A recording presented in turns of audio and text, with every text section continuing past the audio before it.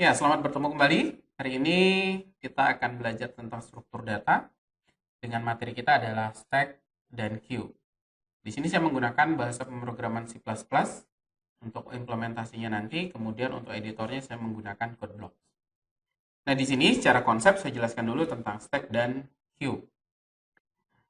Stack sederhananya itu dia adalah tumpukan dari item, tumpukan dari benda, tumpukan dari objek-objek gitu ya. Nah, biasanya yang ditumpuk itu adalah item-item yang sejenis. Misalkan saya punya tumpukan piring, saya punya tumpukan semen, saya punya tumpukan baju dan lain sebagainya, gitu ya, yang umumnya adalah itemnya sejenis. Nah, ketika kita menumpuk sesuatu, gitu ya, menumpuk entah itu menumpuk piring kah, entah itu menumpuk semen kah, gitu ya. Ketika kita menumpuk sesuatu, saya misalkan analoginya adalah numpuk semen. Kita numpuk semen. Kemudian yang paling terakhir dimasukkan ketika kita perlu dengan semen, maka otomatis yang paling terakhir ini yang saya gunakan.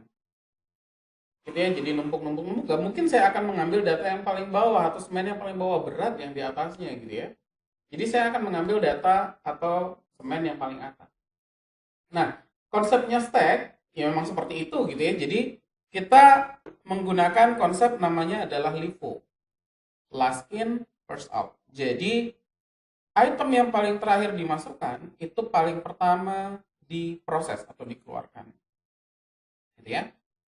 Jadi di sini ada istilah yang namanya adalah push. Push di stack itu menggunakan tambah belakang karena nambahnya itu pasti di belakang. Gitu ya. Nah, kemudian untuk menghapus istilahnya disebut dengan pop dan dia menggunakan yang namanya adalah hapus belakang juga. Karena ketika dia nambah-nambahnya di belakang, kemudian ketika hapus, hapusnya juga adalah hapus yang paling belakang. Jadi yang dilepaskan adalah yang paling belakang. Gitu ya, namanya adalah last in, first out. Kita bisa menggunakan dua buah pendekatan. Yang pertama adalah pendekatan array, yang kedua adalah kita menggunakan pendekatan linked list. Nah, untuk array itu kita menggunakan variabel TOP. Variabel topnya itu saya gunakan nilai awalnya adalah -1. Gitu ya. Dalam hal ini, misalkan saya punya stack dalam kondisi kosong, maka topnya adalah -1. Ketika kita push datanya atau menambah di belakang gitu ya, otomatis topnya itu akan bertambah 1, jadinya 0 sekarang topnya. Gitu ya. Kemudian ketika saya tambah lagi, topnya jadinya 1. Ketika saya tambah lagi, topnya jadinya 2. Dia akan bertambah 1 terus. Gitu ya. Ini adalah untuk pushnya. Kalau popnya bagaimana? Ketika pop, maka variabel topnya itu akan saya kurangi. Topnya berkurang 1. Topnya berkurang 1. Topnya berkurang 1. Begitu seterusnya sampai data itu habis. Gitu ya.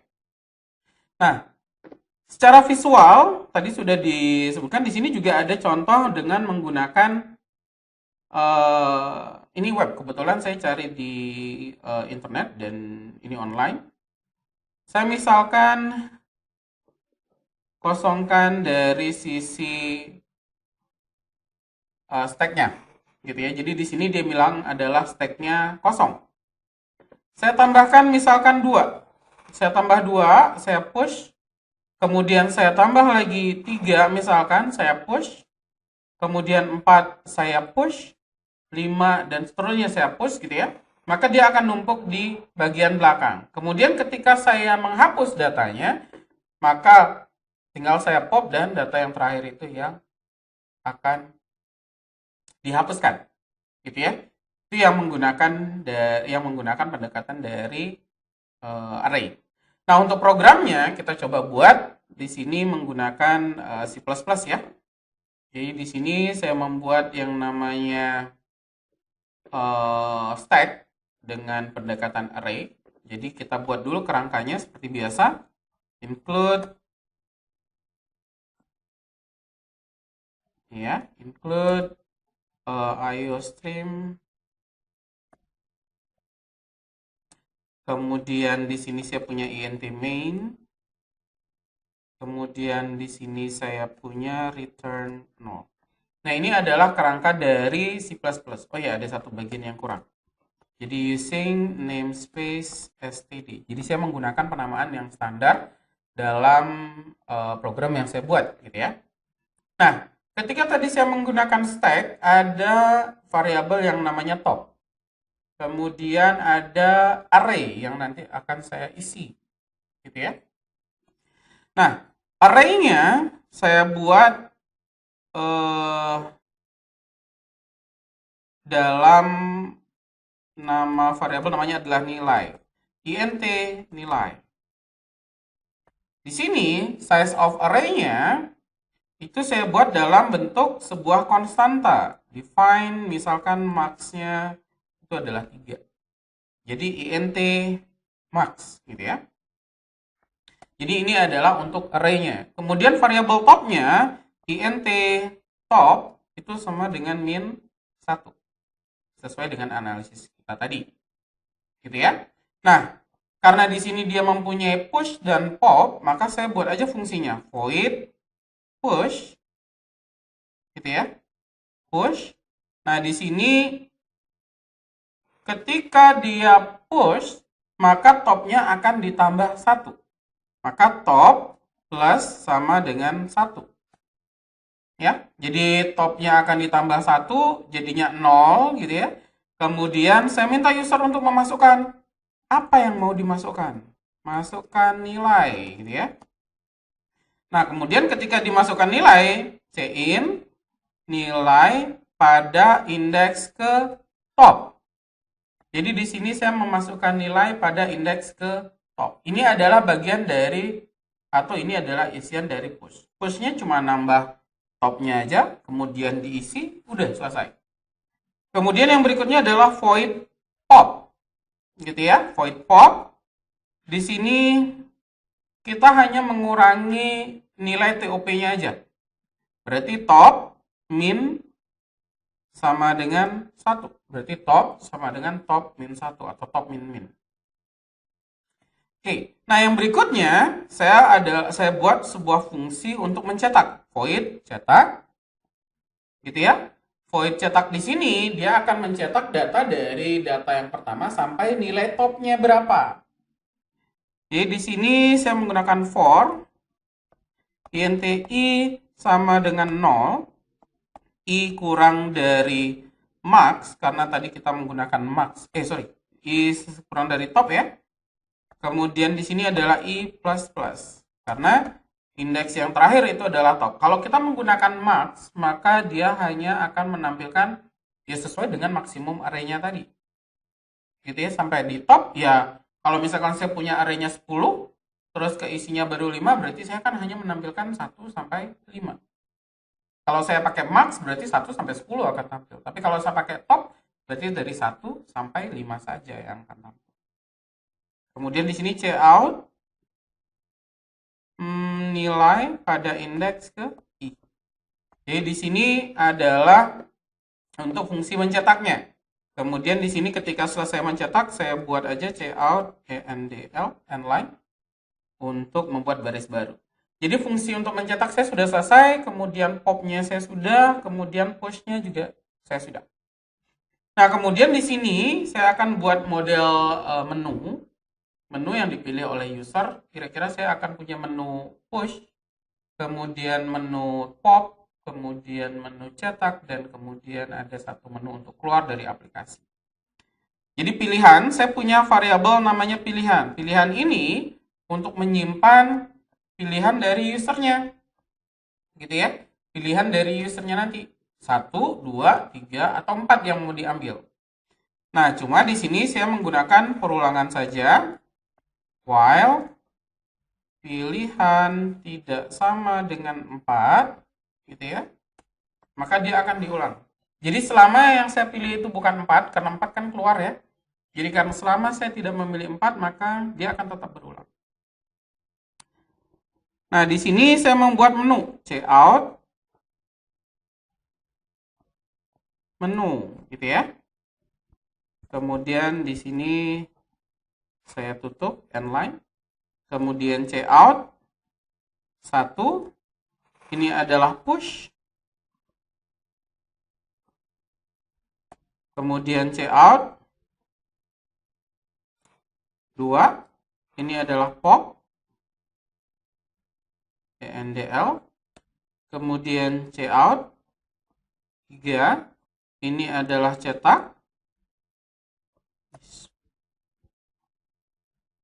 kemudian yang keempat, cout, ini adalah untuk keluar aplikasi, gitu ya. Nah, oke, saya sudah punya 4 menu. Kemudian saya minta user untuk memasukkan pilihannya. Masukkan pilihan. Oke, ketika user sudah punya pilihannya, maka saya harus terima pilihan dari user. Cin pilihan.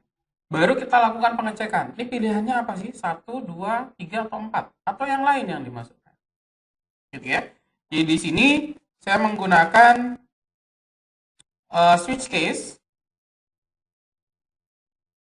Switch pilihan. Gitu ya. Kemudian case 1. Jadi jika yang dimasukkan itu adalah 1, maka dia akan memanggil fungsi untuk push. Jangan lupa untuk mengisi breaknya. Kemudian kalau misalkan dia milih 2 gimana? Tinggal kita panggil aja pop. Karena kita sudah memiliki yang namanya fungsi-fungsi push dan pop. Kemudian ada break. Kemudian case 3. Case 3 itu adalah mencetak. Jadi kita isi aja fungsi untuk mencetak. Kemudian ada break. Kemudian defaultnya itu adalah cout.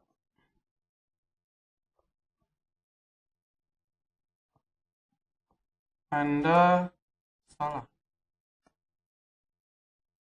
Maaf. Anda salah. Oke. Itu untuk breaknya. Untuk defaultnya gitu ya. Kemudian ini jangan lupa untuk ENDL. Dan satu lagi adalah break. Nah, kemudian di sini kalau milih 4 bagaimana? 4 ya kita tinggal mengucapkan terima kasih saja. Case 4, maka kita cout. Terima kasih. Oke, kemudian juga jangan lupa ada break. Nah, jadi di sini karena kita sudah memiliki push, pop, cetak gitu ya. Jadi di fungsi mainnya tinggal manggil-manggil aja. Oke ya, ini untuk push dan pop. Kita coba jalankan ya. Oke, kita jalankan. Di sini saya menggunakan push. Masukkan nilai 2. Oke. Jadi di sini belum clear screen gitu ya. Saya pilih 4 aja dulu, saya keluar dari aplikasi. Nah, di sini saya menggunakan clear screen. Jadi saya pakai sistem CLS. CLS itu adalah clear screen yang ada di command prompt gitu ya. Nah, kemudian ketika saya menggunakan sistem CLS, maka di sini saya harus menambahkan library-nya. Include library-nya adalah stdlib. Jadi standar library stdlib.h. Nah, kemudian kita coba lagi. Misalkan saya pilih 1, 2 saya masukkan, 1 lagi, 3 saya masukkan, 1 lagi, 4 saya masukkan. Kemudian saya cetak. Wah, ini cetaknya kurang keluar ya. Jadi ketika dicetak kurang keluar, berarti kita tambahkan fungsi getCh setelah cetaknya gitu ya. Jadi agar dia menunggu satu perintah dari kita. Oke, nah untuk getCh dia menggunakan include conio.h. Jadi di sini saya menggunakan conio.h untuk getCh-nya. Oh, ini salah. GetCh itu adalah get karakter.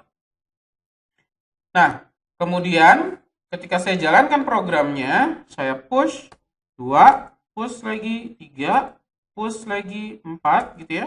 Saya cetak, keluarnya adalah 2, 3. Nah, 4-nya kok nggak masuk gitu ya.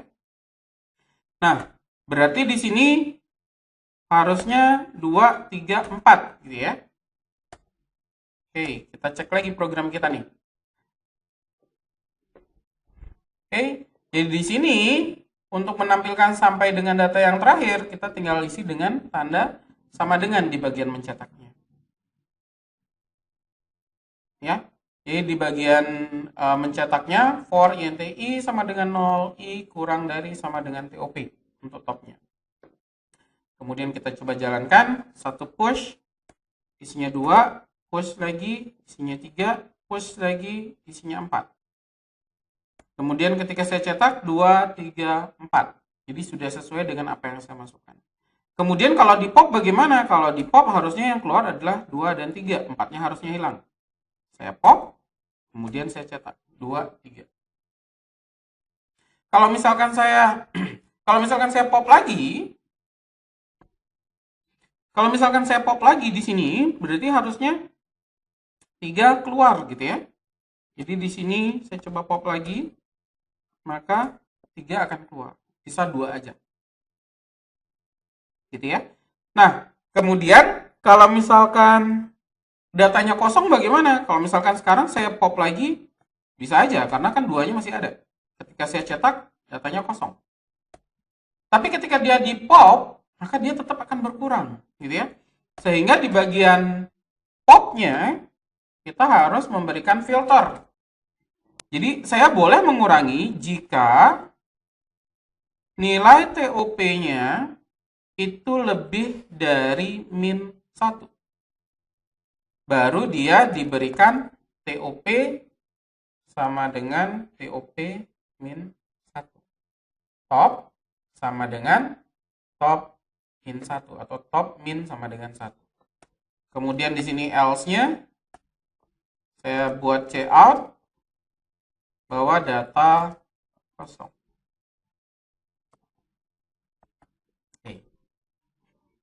Oke, jadi di sini saya coba jalankan. 1 push, nilainya 2, push lagi 3, push lagi 4, kemudian saya cetak 2, 3, 4, kemudian saya pop lagi, datanya kosong ya. Saya pop lagi gitu ya, dia bilang datanya kosong. Jadi ketika saya melakukan pop lagi, padahal di sini datanya sudah kosong, maka dia mengatakan adalah data kosong. Ketika cetak bagaimana? Karena dicetak saya tidak memberikan filter, ya dia akan mencetak kosong aja. Bukan ada tulisan data kosong, enggak. Gitu ya. Nah, secara sederhana, kalau kita lihat konsepnya dari stack, itu seperti ini. Jadi kalau misalkan saya masukkan 2, push, dia akan masuk. Popnya mulai kelihatan. Kemudian 3 push lagi. Kemudian 4 push lagi. Kemudian 5 push lagi. Gitu ya. Ketika nanti saya mau pop, berarti 5-nya akan hilang. Pop. Kemudian ketika saya pop lagi, berarti 4-nya akan hilang. Pop. Begitu seterusnya. Gitu ya. Jadi di sini kita menggunakan pendekatan dari array. Nah, yang berikutnya pendekatan menggunakan linked list. Nah, menggunakan linked list itu bagaimana gitu ya? Nah, menggunakan linked list itu karena tadi konsepnya adalah yang kita pegang adalah stack, dia tambahnya adalah di belakang. Menghapusnya juga di belakang. Berarti dari materi yang sebelumnya tentang linked list, dalam hal ini adalah saya kemarin mencobanya dengan single linked list, sudah ada fungsi yang namanya tambah depan. Sudah ada fungsi yang namanya tambah belakang. Sudah ada fungsi yang namanya hapus depan, dan juga sudah ada fungsi yang namanya hapus belakang. Jadi ketika saya klik 1 atau tekan angka 1, maka yang keluar adalah fungsi untuk tambah belakang. Tinggal manggil. Kemudian ketika saya masukkan 2, dalam hal ini adalah pop, berarti hapus belakang. Gitu ya. Jadi push, dia nambah. Kemudian ketika pop, dia hapus belakang.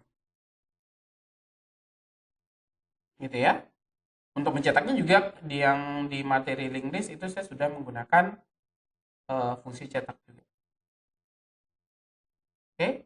Nah, yang berikutnya itu adalah tentang queue. Queue itu sederhananya dia adalah antrian. Jadi sama artinya atau sama contohnya ketika kita ngantri di gerbang tol gitu ya. Kita ngantri di gerbang tol, ada mobil datang pertama, kemudian ada mobil datang kedua, dia nambahnya ada di belakang. Kemudian ketika yang mana yang diproses duluan atau yang mana yang dikeluarkan duluan? Yang mana yang dikeluarkan duluan adalah yang masuk lebih dulu. Makanya istilahnya di sini adalah first in, first out untuk antrian. Jadi dia menggunakan konsep FIFO. Jadi siapa yang pertama masuk, dia yang pertama keluar. Gitu ya. Nah, dengan fungsinya dia adalah menggunakan tambah belakang karena orang antri adanya di belakang, gitu ya. Dan hapusnya adalah hapus depan. Jadi kalau menggunakan konsep array sama aja dengan yang seperti yang tadi. Menambah di belakang. Pada saat queue itu kosong, maka depannya nilainya 0. Karena datanya nggak ada. Belakangnya adalah min 1. Ketika saya tambah NQ gitu ya, maka di sini belakangnya jadi 0. Iya, belakangnya kan sekarang ada di 0. Depannya tetap di 0. Karena kita tidak merubah indeks atau data yang paling depan. Ketika saya nambah lagi atau NQ lagi, maka belakangnya nambah 1. Jadi yang awalnya belakangnya di sini, dia pindah ke sini sekarang. Tambah lagi 1, berarti datanya lagi ada di belakang. Belakangnya nambah 1, jadinya 2. NQ lagi, jadinya belakangnya 3.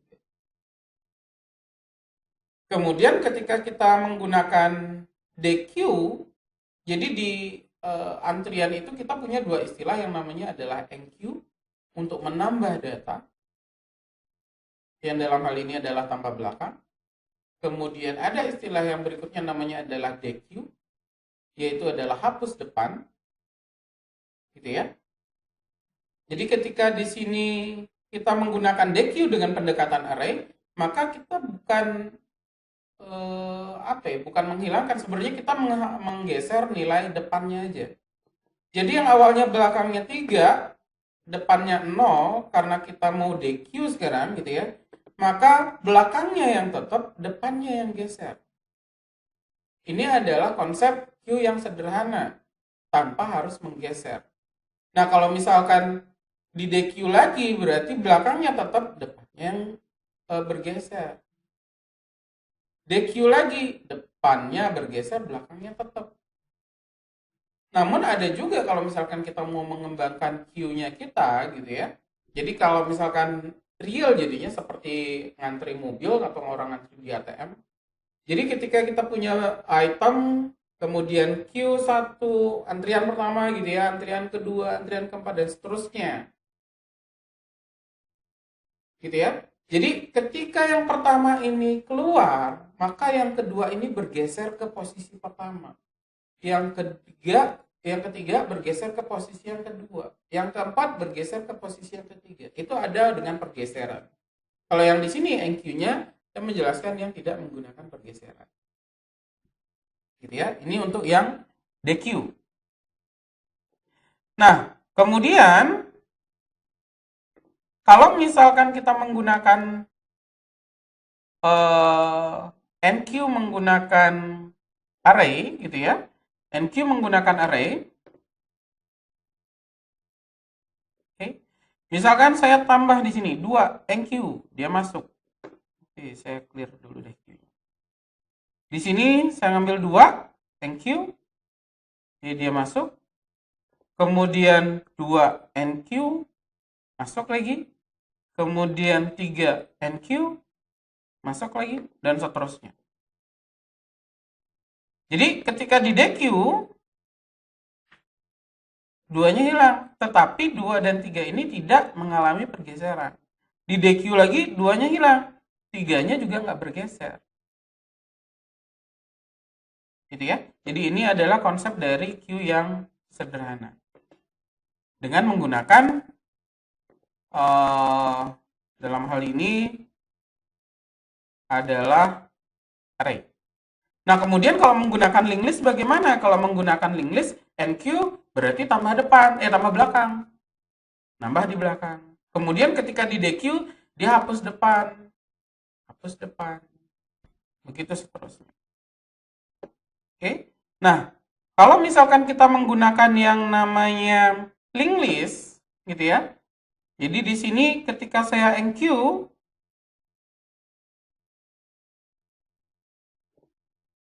misalkan saya enqueue 2. Jadi dia buat satu buah item yang pertama enqueue. Kemudian tambah belakang, enqueue lagi. Kemudian tambah belakang, enqueue. Kemudian ketika saya dequeue, berarti di sini 2, 3, 4, berarti 2-nya hilang. Dequeue.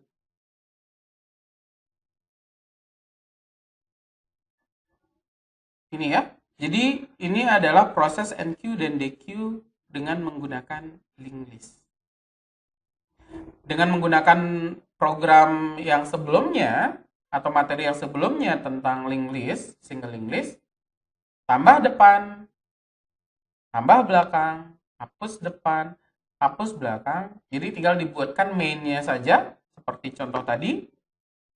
Dan itu akan membuat jadinya kita punya queue dengan pendekatan linked list. Gitu ya. Jadi kalau misalkan kita buka file yang kemarin, linked list-nya kita punya cetak, tambah depan, tambah belakang, kemudian ada hapus depan, hapus belakang gitu ya. Nah, di sini di bagian main-nya kita buat hal yang sama seperti yang kita buat menggunakan array tadi. Jadi di sini kita buat int pilihan sama dengan 0. Kemudian ketika pilihan itu tidak sama dengan 4, maka di sini saya keluarkan menunya. Cout menu.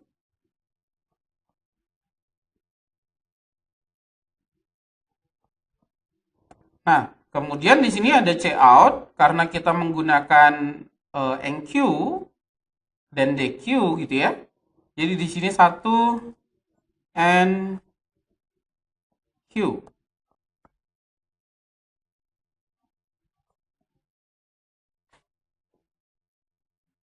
Ya, enqueue, kemudian cout. Di sini saya menggunakan dequeue, kemudian di sini endline, kemudian cout. Saya yang ketiga itu adalah cetak. Kemudian yang keempat itu adalah keluar. Gitu ya. Yang keempat ini adalah keluar. Jadi di sini saya bikin fungsi untuk keluar atau perintah untuk keluar nanti. Oke. Nah, ketika saya sudah punya menu, saya minta user untuk memasukkan pilihannya. Masukkan pilihan. Kemudian pilihannya kita tangkap. Nah, ketika saya sudah punya pilihan, maka tinggal di switch case. Switch pilihan.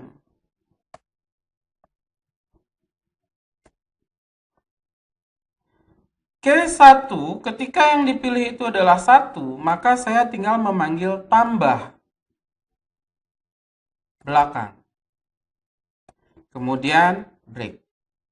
Kemudian case 2, kalau misalkan dequeue, berarti dia adalah hapus depan. Kemudian break.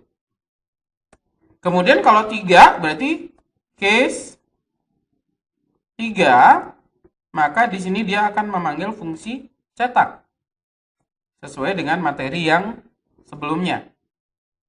Gitu ya. Kemudian defaultnya, maka di sini kita bilang adalah cout, maaf, salah.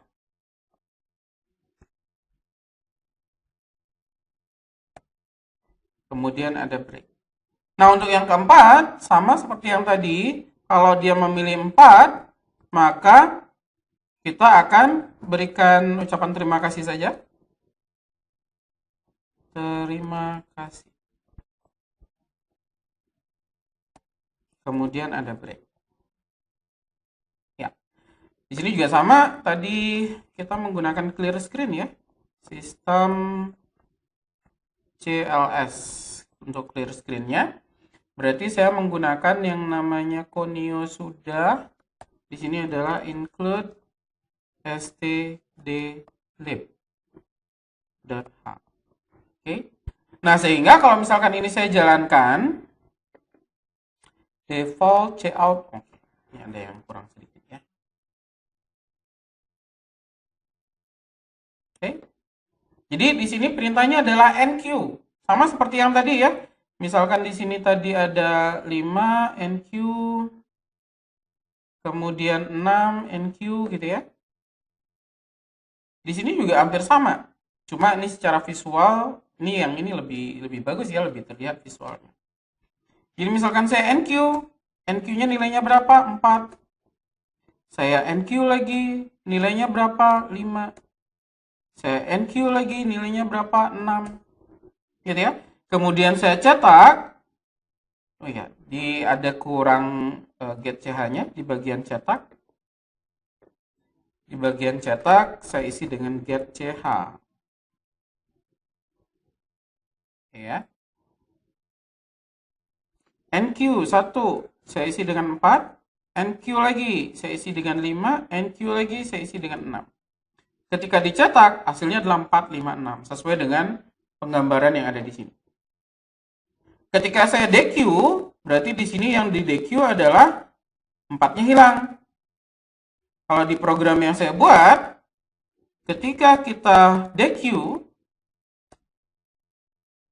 4-nya juga hilang. Gitu ya. Jadi ada yang namanya NQ, ada yang namanya DQ. Untuk di linked list baik untuk di NQ untuk di Q baik itu linked list maupun array. Gitu ya, ada yang namanya NQ dan DQ. Jadi di sini saya kebetulan dapat yang online gitu ya. Jadi di sini ada online dan bisa diakses dari mana aja. Jadi di sini saya menggunakan stack menggunakan array, jadi array implementation. Kemudian di sini ada stack menggunakan linked list implementation. Kemudian di sini ada array implementation untuk Q. Kemudian yang di sini adalah linked list implementation untuk Q. Yang tadi array ya. Jadi kira-kira itu untuk konsep stack dan queue, kemudian contoh program yang kita miliki, yang di sini saya contohkan stacknya menggunakan array, kemudian yang queue-nya saya menggunakan linked list. Oke, jadi sampai ketemu lagi di materi berikutnya. Dah.